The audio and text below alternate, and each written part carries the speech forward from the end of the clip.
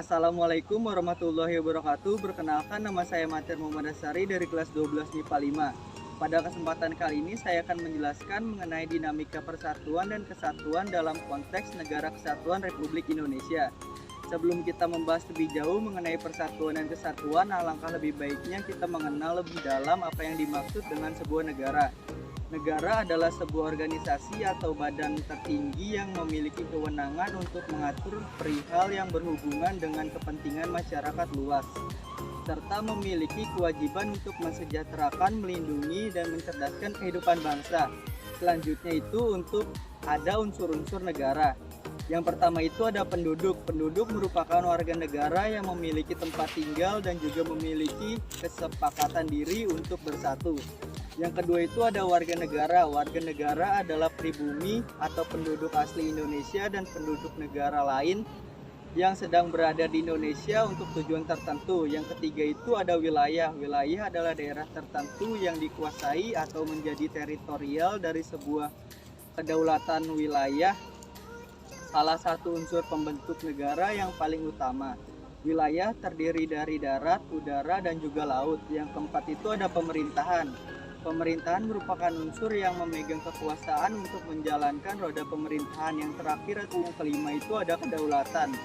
Kedaulatan adalah kekuasaan tertinggi yang untuk membuat undang-undang dan melakukannya dengan semua cara. Selanjutnya itu ada fungsi negara. Yang pertama, fungsi pertahanan dan keamanan. Negara wajib melindungi unsur negara, yaitu rakyat, wilayah, dan pemerintahan dari segala ancaman, hambatan, dan gangguan, serta tantangan lain yang berasal dari internal ataupun eksternal. Contoh, TNI menjaga perbatasan negara. Yang kedua, fungsi keadilan.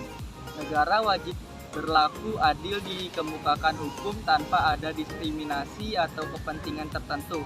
Contoh, setiap orang yang melakukan tindakan kriminal dihukum tanpa melihat kedudukan dan jabatan. Yang ketiga itu ada fungsi pengaturan dan keadilan.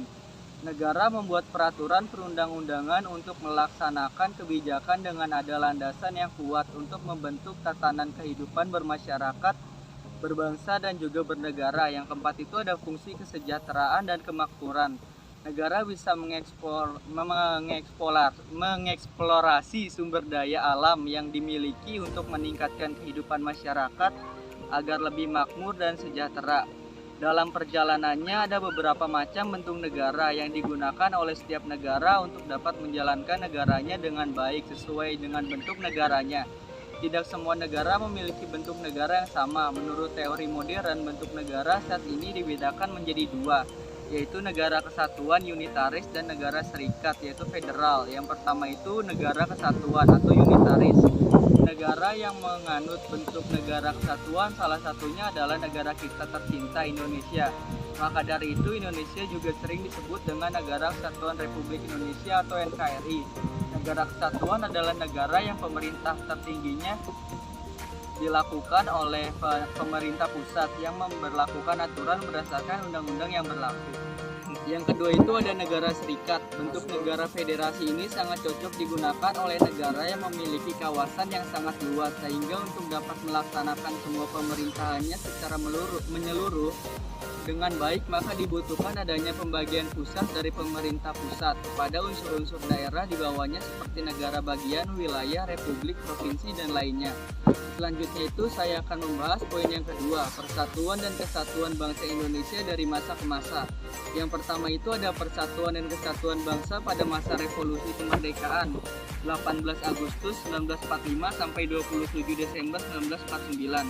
Pada periode ini bentuk negara Republik Indonesia adalah kesatuan dengan bentuk pemerintahannya adalah republik, yang mana presiden berkedudukan sebagai kepala pemerintahan sekaligus sebagai kepala negara.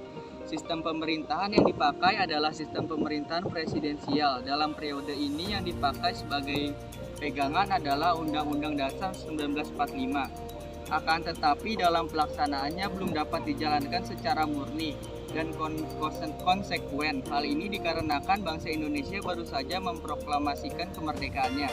Pada tanggal 2 September 1945 disusunlah Kabinet pertama RI yang mengangkat 17 menteri, juga mengangkat sejumlah pejabat tinggi negara. Setelah itu keluarlah maklumat pemerintahan, yaitu maklumat 5 Oktober 1945. Maklumat 3 November 1945 dan Maklumat 14 November 1945. Setelah dikeluarkan Maklumat 14 November 1945, kedudukan presiden berubah, hanya berfungsi sebagai kepala negara saja karena fungsi kepala pemerintahan dipegang oleh seorang Perdana Menteri dengan peralihan ke sistem pemerintahan parlementer, membuat terbentuknya banyak kabinet seperti kabinet presidensial, kabinet Jahrir 1, kabinet Jahrir 2, kabinet Jahrir 3, kabinet Amir Jahrifuddin 1, kabinet Amir Jahrifuddin 2, Hatta 1 dan Hatta 2. Pada masa ini terjadi pula pemberontakan yang dapat mengancam persatuan dan kesatuan, yaitu pemberontakan Partai Komunis Indonesia yaitu PKI di Madiun 1948 dan pemberontakan Darul Islam Tentara Islam Indonesia DITII di Jawa Barat dan Jawa Tengah. Yang kedua itu ada Persatuan dan Kesatuan Bangsa pada masa Republik Indonesia Serikat 27 Desember 1949 dan 17 Agustus 1950. Negara Indonesia berubah bentuk negara dari Negara Kesatuan Republik Indonesia menjadi negara serikat. Hal ini terjadi sejak 27 Desember 1949 pada perjanjian konferensi Meja Bundar.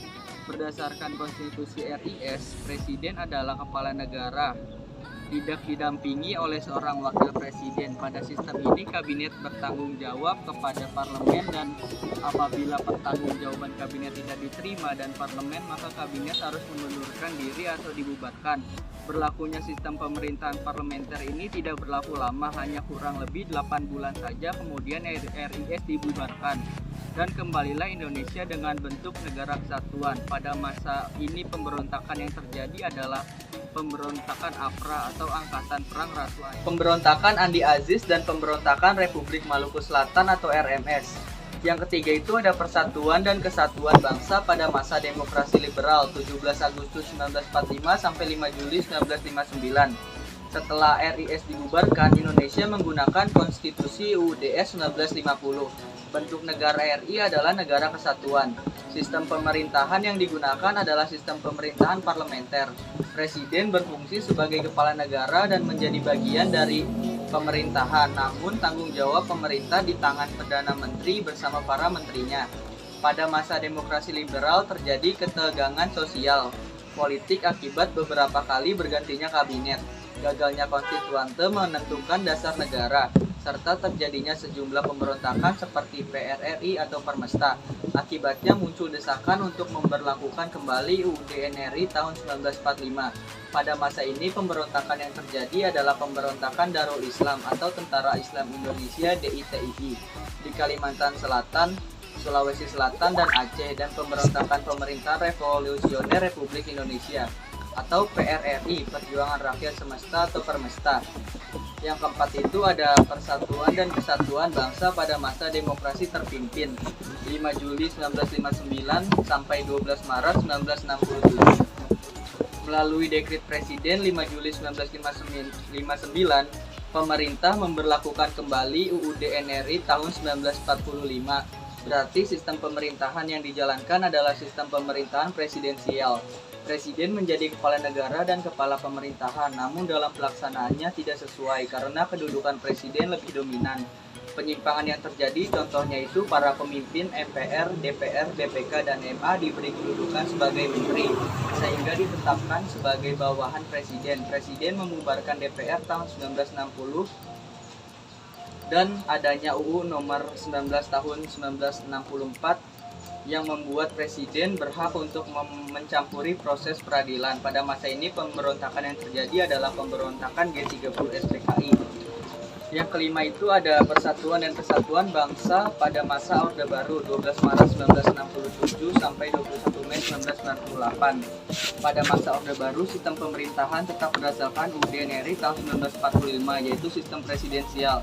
Presiden menjadi penyelenggara negara dengan bantuan para menteri. Selama Orde Baru telah terbentuk 7 kabinet dengan nama Kabinet Pembangunan 1 sampai Pembangunan 7, tetapi dalam pelaksanaannya terjadi penyimpangan-penyimpangan seperti pembatasan hak-hak politik rakyat, pemusatan kekuasaan di tangan presiden dan KKN. Setelah itu kekuasaan Orde Baru berakhir setelah munculnya perlawanan rakyat terhadap kekuasaan Soeharto melalui gerakan reformasi. Akhirnya Soeharto mundur dari jabatannya pada tanggal 21 Mei 1998 dan digantikan Wakil Presiden B.J. Habibie sebagai Presiden RI ketiga. Yang keenam itu Persatuan dan Kesatuan Bangsa pada masa reformasi 21 Mei 1998 sampai sekarang. Setelah Soeharto mengundurkan diri sebagai Presiden Indonesia, memasuki masa reformasi, di mana muncul kebijakan yang berhubungan dengan kebebasan berpolitik antara lain sebagai berikut: kemerdekaan pers, kemerdekaan membentuk partai politik, hanya pemilu yang demokratis dan otonomi daerah pada tahun 1999. Pada masa reformasi dilakukan amandemen atau perubahan pada UUD NRI tahun 1945, termasuk mengenai penyelenggaraan negara. Salah satu tujuannya adalah kekuasaan presiden tidak disalahgunakan.